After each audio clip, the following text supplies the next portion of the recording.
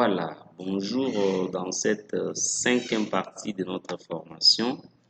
Là où je vous ai dit, nous devons designer et coder l'interface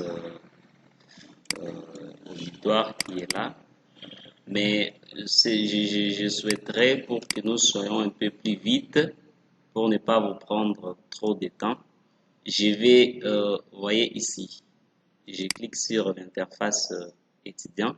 Je fais juste CTRL A pour sélectionner tous les éléments. Je fais CTRL C pour copier tous les éléments sélectionnés. Je rentre dans l'interface auditoire et je fais colle. Donc, je colle les éléments. Mais je dois juste supprimer ce qui ne me concerne pas. Par exemple, les 3 ici, je supprime. Je laisse tout simplement ça. Et je laisse aussi notre table. Je laisse aussi nos boutons.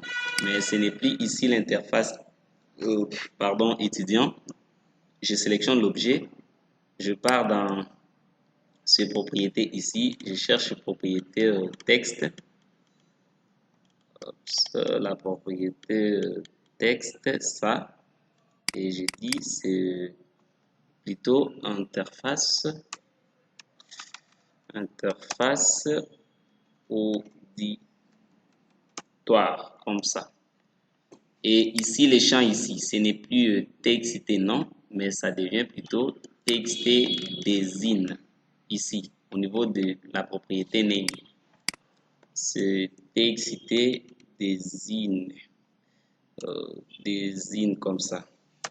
Là, nous allons aller plus vite et les data grid view ici, ce n'est plus table étudiant, ça devient table auditoire comme ça. Les TXTID, ça reste toujours des TXTID, mais vous pouvez même changer ID, vous pouvez même dire ID auditoire, ça ne dérange pas, ID audi, comme ça, et ça ne dérange pas. Maintenant, pour coder le bouton enregistrer, vous devez double-cliquer. Néanmoins, je rentre d'abord dans l'interface étudiant. Je double-clique sur le formulaire. Je monte tout simplement pour copier la chaîne de connexion ici. Je copie la chaîne de connexion. Vu que c'est un peu long, on pourrait même recommencer. Bon, voilà, allons-y, recommencer.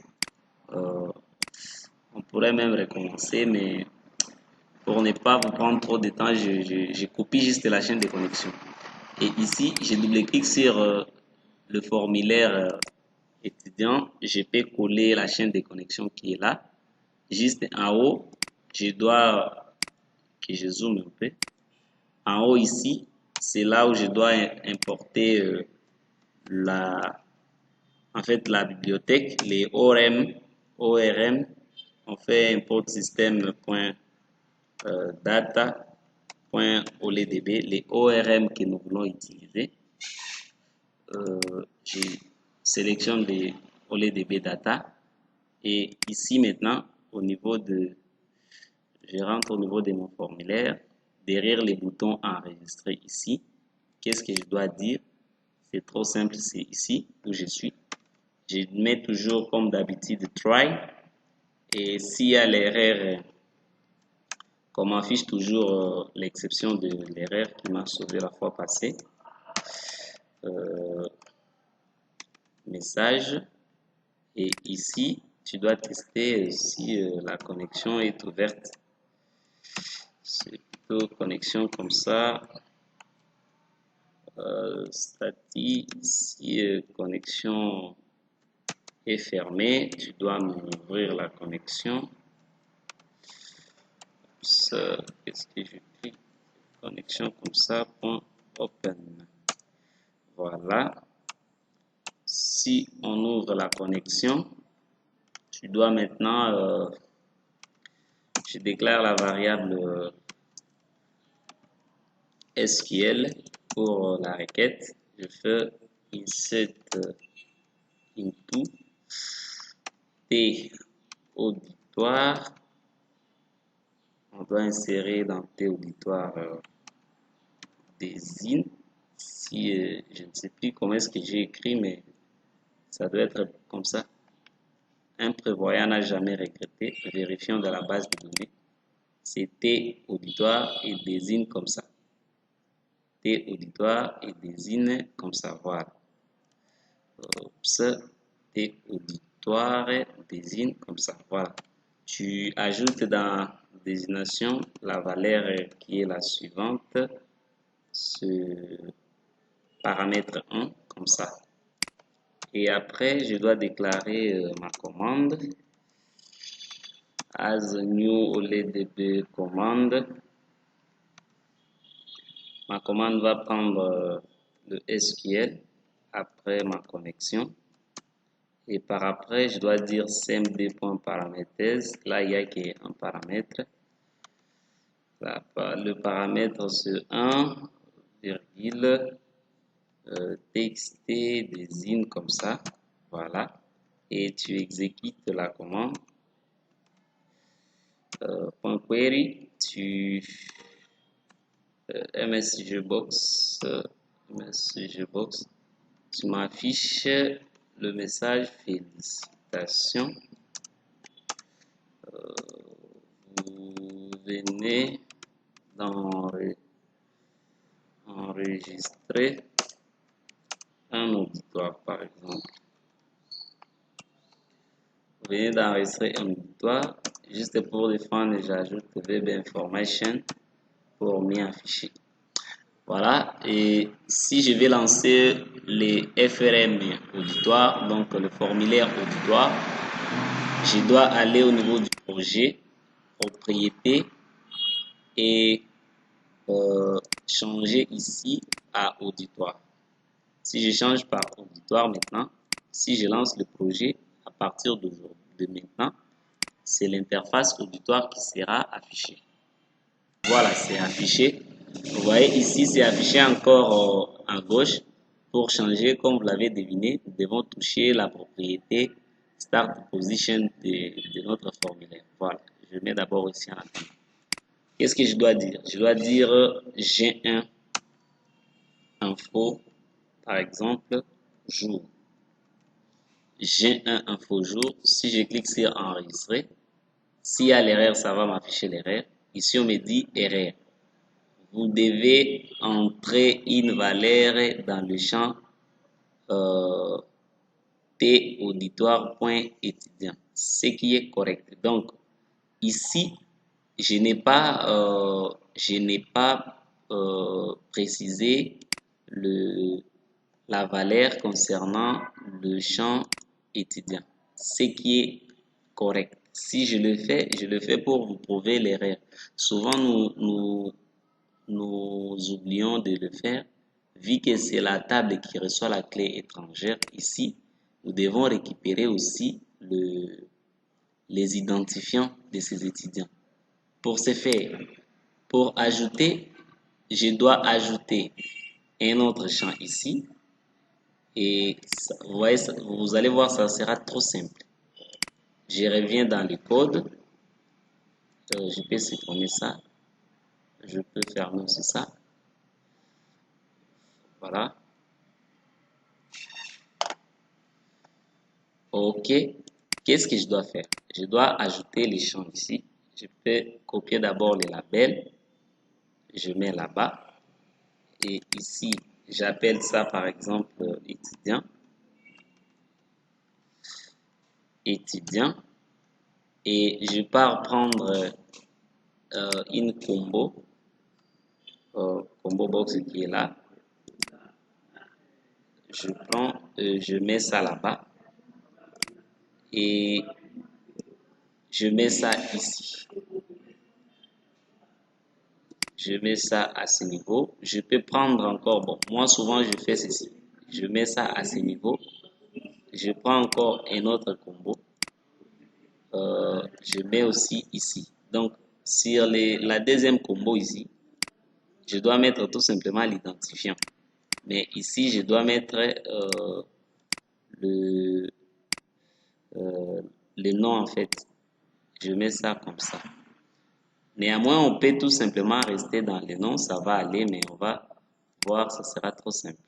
Ça, j'appelle ça les CB, propriété name ici. J'appelle ça CB étudiant.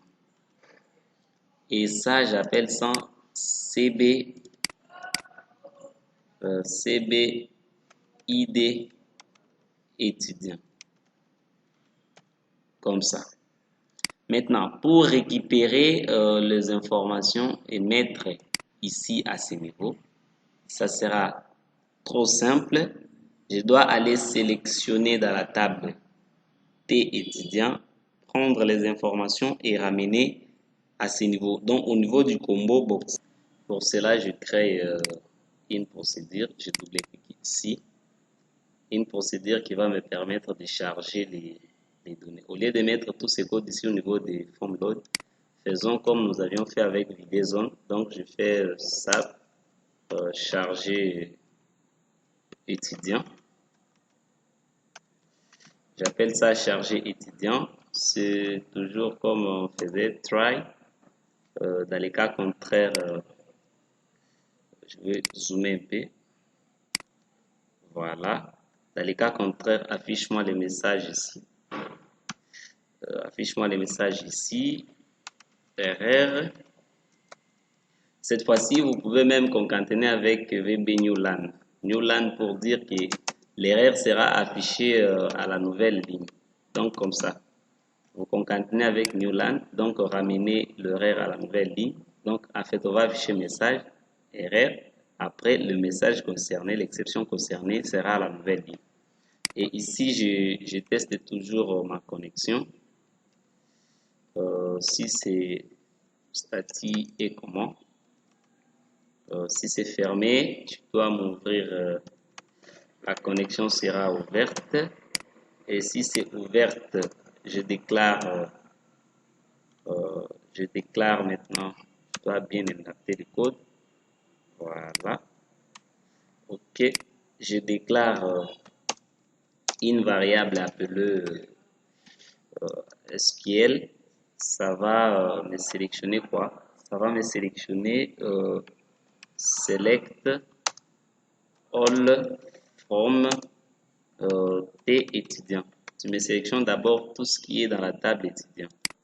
Et je dois déclarer toujours ma commande qui sera du type nouvelle commande de OLEDB commande, ce qui prend toujours le SQL et la connexion.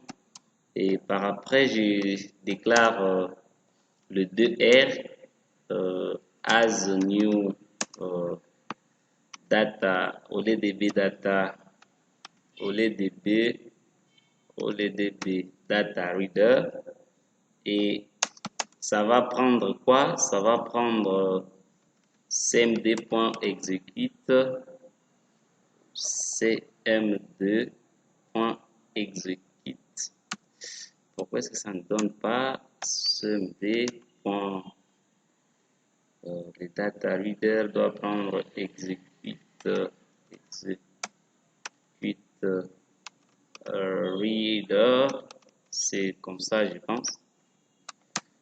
Et après, ça, pourquoi est-ce que ça ne donne pas? Voilà, c'est comme ça. Il faut enlever les new. Donc, execute reader. Après, je dois prendre le CB étudiant. Le CB étudiant, donc la combo box étudiant. Point,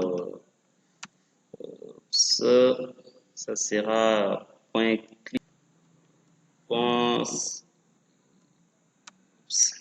machine à planter. Voilà, ça répond. Item.clear. Voilà.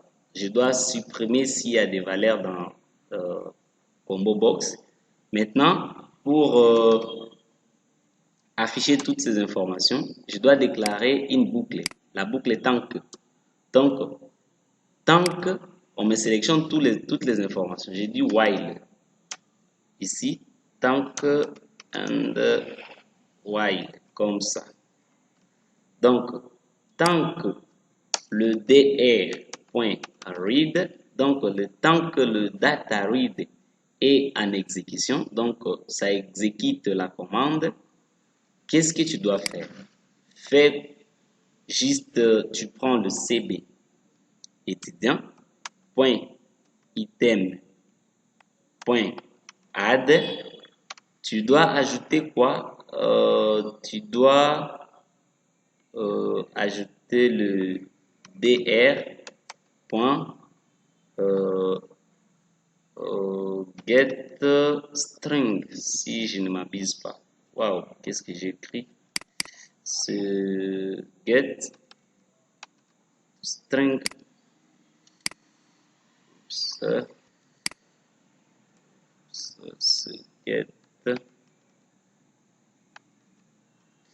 get string qui est ici, voilà.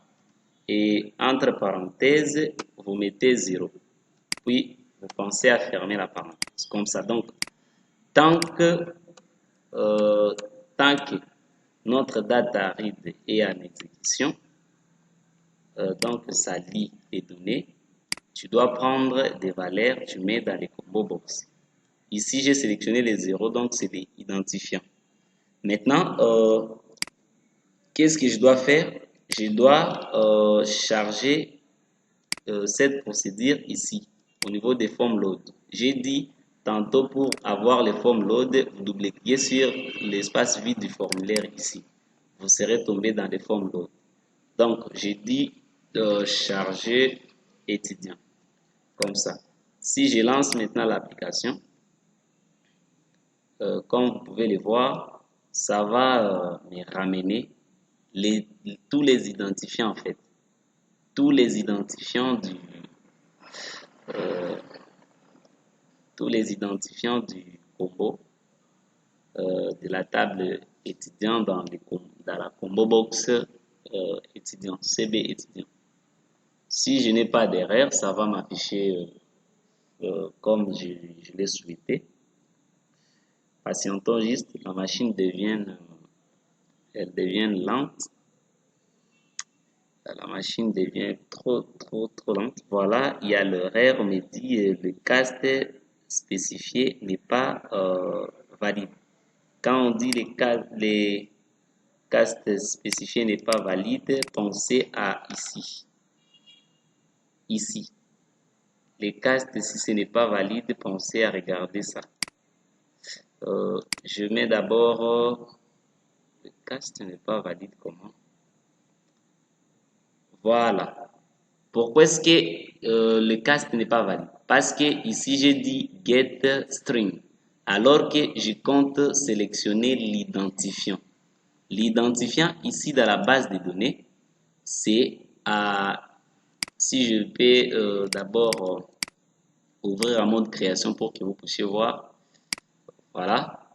Ici, c'est numéro auto. Donc, le cast doit être à integer, donc entier. Je dois rentrer tout simplement dans le projet, c'est pas ça. Voilà. Ici, au niveau des castes, je dois mettre get int. C'est tout simplement ça. Au lieu de get integer. Voilà. Ça ne répond pas pourquoi. Je dois effacer. C'est question tout simplement de changer. Mettre le get int au lieu de get string là. Get int 32. Vous pouvez prendre get int 32, ça va fonctionner.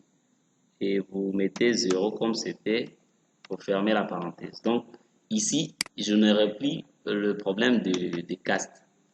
Je peux lancer et vérifier. Si je n'ai plus les problèmes de cast, on va m'afficher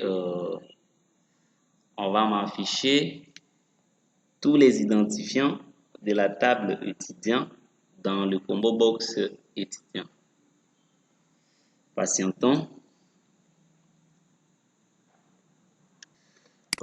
Voilà, comme vous l'avez vu, il y a déjà 1, 2, ainsi de suite.